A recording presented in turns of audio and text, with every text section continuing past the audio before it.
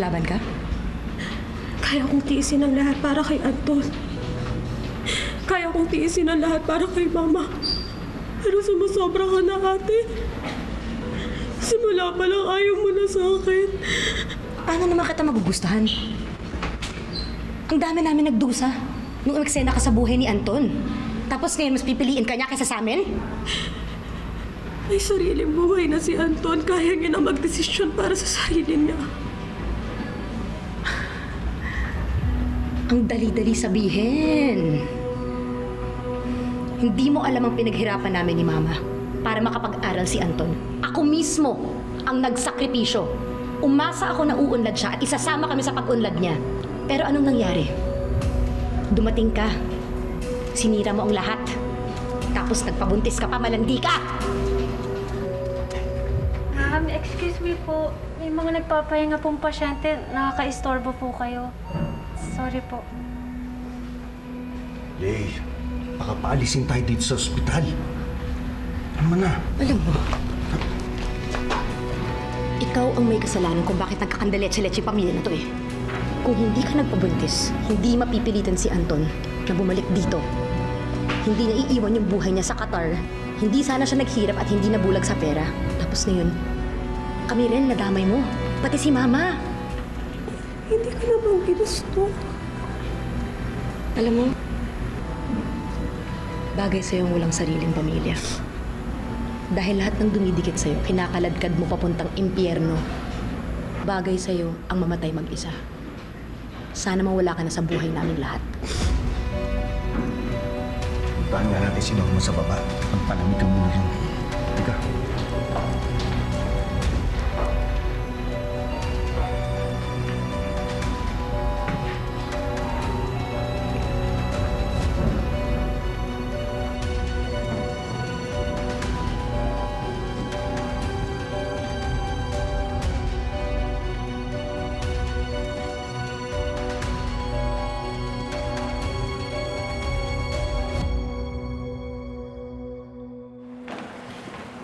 Minsan parang gusto ko nang sumuko.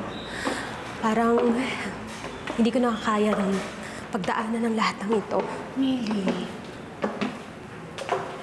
Pero kapag naiisip ko kasi si Anton, yung mga ginawa niya para sa akin,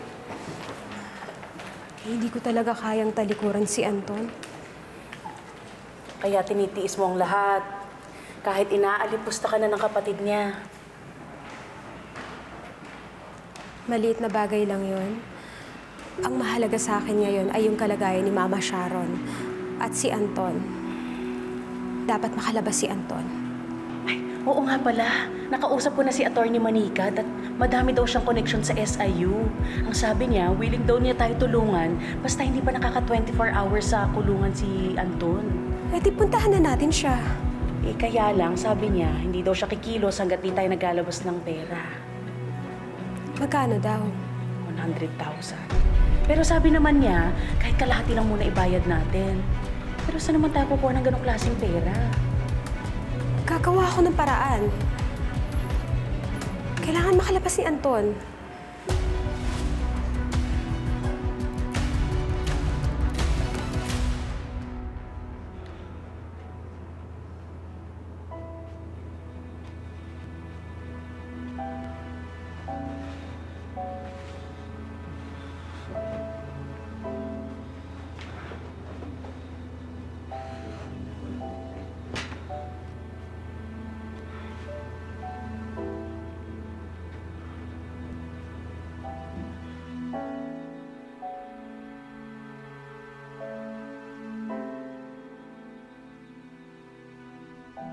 Ma'am, 50,000, oh.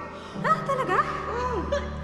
Kalahati lang ang investment natin yan. Ay, salamat sa Diyos! Leila, tingnan mo, tingnan mo. 3, 2, 1...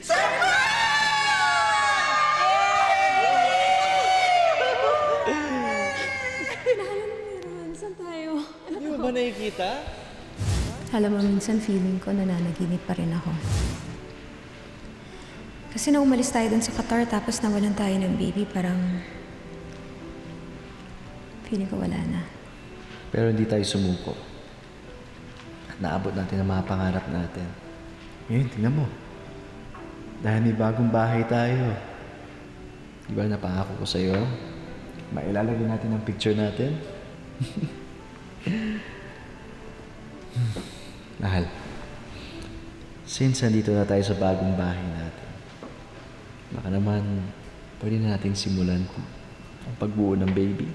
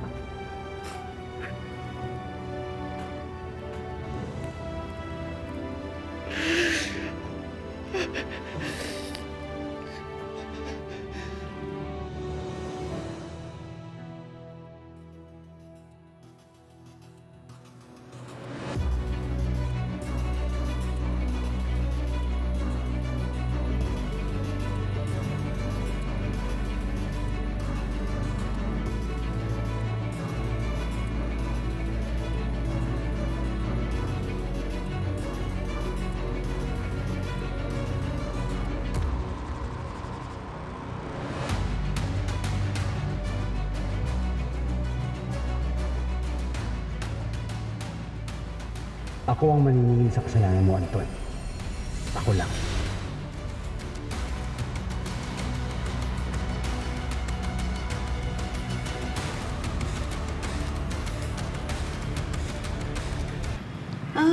Okay naman. Maganda.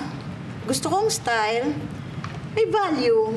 Pero, hindi to pwedeng 50,000. Magkano po?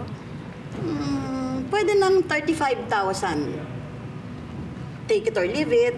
Napakababa naman. Porket alam mo nangangailangan yung tao, ganun talaga. Aba, uy, hindi akong lumapit. Kung ayaw nyo, edi wag. Ikaw naman kasi, Millie. Mag-aasawa ka din lang, dun pa sa scammer. Di ba? May nanliligaw sa yung Amerikano sa Qatar. Sana siya na lang ang pinakasalan mo. Hayahay pa ang buhay mo sa Amerika. Aling Nieva, wag na po natin pag-usapan yon. Kailangan ko ho ng 50,000. Kaya niyo po ba akong pahiramin yung kulang? 10% interest kada buwan. Wow! Eh kung istruhin nyo na lang kaya yung dugo ng kaibigan ko. Makawaw ka naman dyan. Yung kaibigan mo, ha? Alalay mo, ha? Asa na ilihan nyo?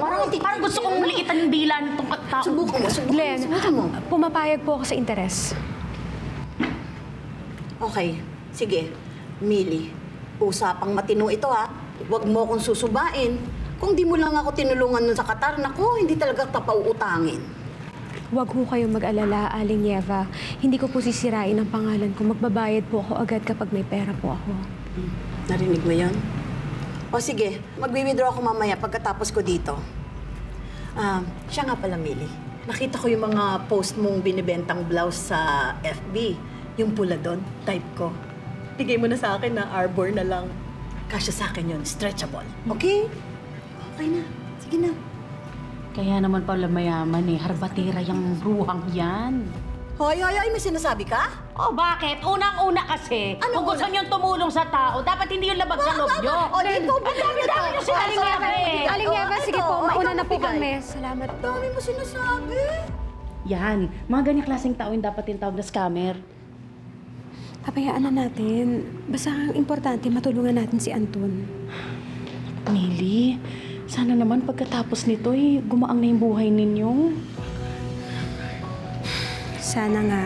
Sa totoo lang, ako mismo natatakot ako sa mga nangyayari. Pero sana maayos ang lahat ng ito dahil ako lang inaasahan ni Anton.